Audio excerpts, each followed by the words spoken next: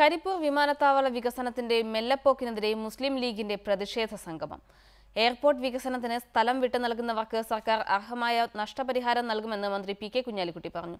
വിമാനത്താവള വികസനത്തിന് ആരുമായും സഹകരിക്കാൻ ലീഗ് തയ്യാറാണെന്നും കുഞ്ഞാലിക്കുട്ടി കൂട്ടിച്ചേർത്തു. കരിപ്പൂർ വിമാനത്താവളത്തിന്റെ റൺവേ നവീകരണ പ്രവൃത്തികൾക്ക് വേഗം പോരെന്നാരോപിച്ചായിരുന്നു ലീഗിന്റെ പ്രതിഷേധ സംഗമം. സംസ്ഥാന പ്രസിഡന്റ് പാണക്കാട് ഹൈദരലി ശിഹാബ് തങ്ങൾ സംഗമം ഉദ്ഘാടനം ചെയ്തു.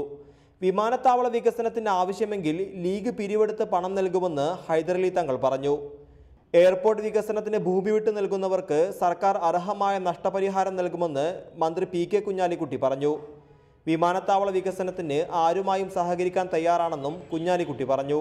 ഇവിടെ ലാൻഡ് ഭൂമി വിട്ടുകൊടുക്കുന്ന ആളുകൾക്ക് മതിയായ കോമ്പൻസേഷൻ അവർക്ക് അതിൻ്റെ ന്യായമായ അതിന് അവർ ഉദ്ദേശിക്കുന്ന തരത്തിലുള്ള നഷ്ടപരിഹാരം കൊടുക്കും എന്നുള്ളത് പറയാൻ ഞാൻ ആഗ്രഹിക്കുകയാണ്.